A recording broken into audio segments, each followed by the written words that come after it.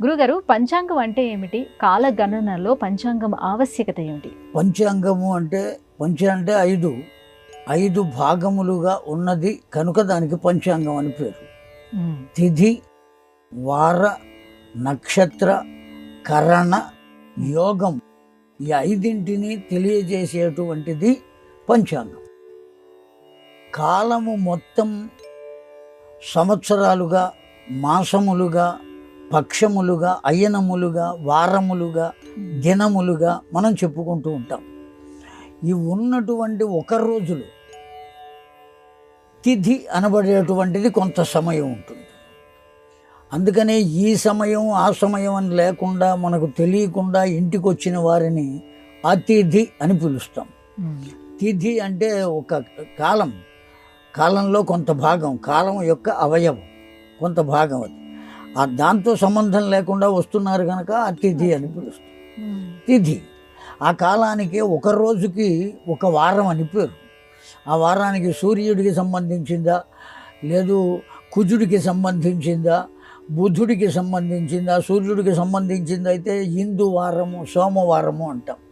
కుజుడికి సంబంధించింది అయితే మంగళవారము అంటాం. బుధుడికి సంబంధించింది అయితే బుధవారం. బృహస్పతికి సంబంధించింది అయితే గురువారం. తర్వాత శుక్రాచార్యునికి సంబంధించింది అయితే శుక్రవారం. శనీశ్వరుడికి సంబంధించింది అయితే శనివారం.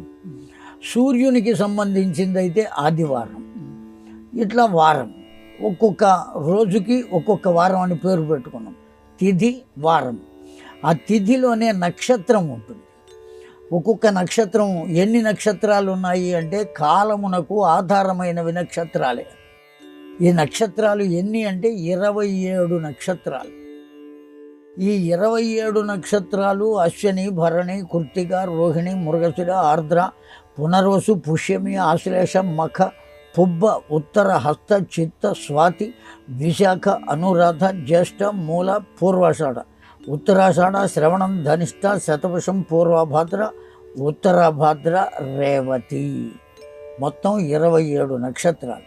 ఈ నక్షత్రాలు కూడా ఈ రోజులో ఇక్కడ నుంచి ఇక్కడ వరకు ఈ నక్షత్రము ఉన్నది అనేది మనకు తెలియజేస్తుంది. అలా తెలియజేసేటువంటి గ్రంథం కనుక అది పంచాంగం. పంచాంగంలో తిథి, వార, నక్షత్రములు, అట్లాగే కరణములు, యోగములు అని 2 ఉన్నాయి. కరణము అంటే వణిజకరణము, గరజకరణము, ఇట్లా కొన్ని కరణములు అని ఉన్నాయి. అట్లాగే యోగములు, ఏ యోగాన్ని కలగజేస్తుంది, ఏ సమయం. అనేక రకాల యోగాలు ఉన్నాయి కదా, రాజయోగం, అట్లాగే హీనయోగం అనేటువంటి యోగాలు ఉన్నాయి. ఒక్కొక్క కాలంలో ఒక్కొక్క సమయంలో ఎప్పుడు ఏం జరుగుతుంది అనేది మనకేమీ తెలియదు.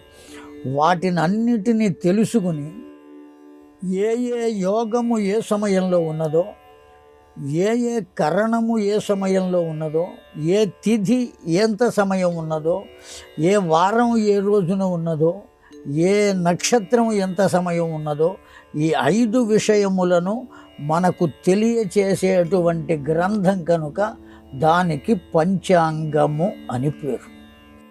ఈ పంచాంగమును మనం లెక్క చేయవలెనా అక్కర్లేదా అనేటువంటి విషయాన్ని గురించి మనం ఆలోచించరాదు. ఖచ్చితంగా పంచాంగం యొక్క ప్రమాణం ఎంతవరకు అంటే పంచాంగం యొక్క ప్రమాణమే అంతా కావలసింది. ఖచ్చితంగా పంచాంగాన్ని మనం అనుసరించవలసిందే, అందులో ఏమాత్రం సందేహం లేదు. ఈ శాస్త్రవేత్తలు అనేక మంది ఉండవచ్చు, వాళ్ళు అనేక రకాలైన పరిశోధనలు చేసి ఉండవచ్చు. నాకు తెలిసినంతవరకు శాస్త్రవేత్తలు కూడా దైవాంశ సంభూతులే. వాళ్ళు మనకు తెలియని ఒక విషయాన్ని కనుక్కుని మనకు చెబుతున్నారు కనుక వాళ్ళు గొప్పవాళ్లే. కానీ వాళ్లను దృష్టిలో పెట్టుకుని పంచాంగాలు పనికిరావు, సిద్ధాంతులు పనికిరారు, ఏ 2 పంచాంగాలు ఒక రకంగా ఉండవు, ఈ విధంగా విమర్శించడం, వాటిని గురించి ఏదో న్యూనతగా మనం భావించడం అనేది న్యాయమైన విషయం కాదు. ఎవరెవరి లెక్క ప్రకారం వారి లెక్కకు వచ్చింది వాళ్ళు చెబుతారు. మనం ఒక్కటి ఆలోచిద్దాము, ఫలానా రోజున ఫలానా టైములో ఈ గ్రహణం వస్తున్నది అని ఎప్పుడో వచ్చేటువంటి గ్రహణాన్ని గురించి ముందుగానే వాళ్ళు పంచాంగంలో మనకు తెలియజేస్తున్నారా లేదా? ఎట్లా తెలుస్తున్నది? ఆ సిద్ధాంతులు పనికిరాని వాళ్ళైతే, ఆ పంచాంగములే పనికిరానివైతే ఈ గ్రహణాలు ఎట్లా తెలుస్తున్నాయి? పుష్కర కాలాలు ఎట్లా తెలుస్తున్నాయి? సంక్రమణ సమయాలు ఎలా తెలుస్తున్నాయి? వాళ్ళ యొక్క పరిశోధన చాలా గొప్పది, వాళ్ళ మేధస్సు చాలా గొప్పది, వాళ్ళు వేసేటువంటి లెక్క అంత గొప్పది. ఇది సామాన్యమైన ఏదో కూడికలు హెచ్చవేతలు వేసేది కాదు, కాలంతో కూడినటువంటి విషయం. కనుక పంచాంగము పరమమైనటువంటి ప్రామాణికం, అందులో ఏమాత్రం సందేహం లేదు.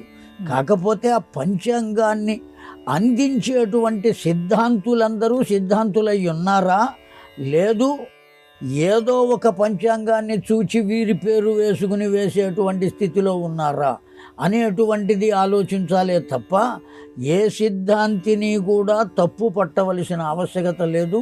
అలాగని పంచాంగాన్ని దూరం చేసుకోవలసిన ఆవశ్యకత లేదు. ఒకవేళ చేసుకున్నట్లయితే మనకు కాల గమనమే తెలియదు. కాలం తెలుసుకోవాలి అంటే పంచాంగమే ఆధారం.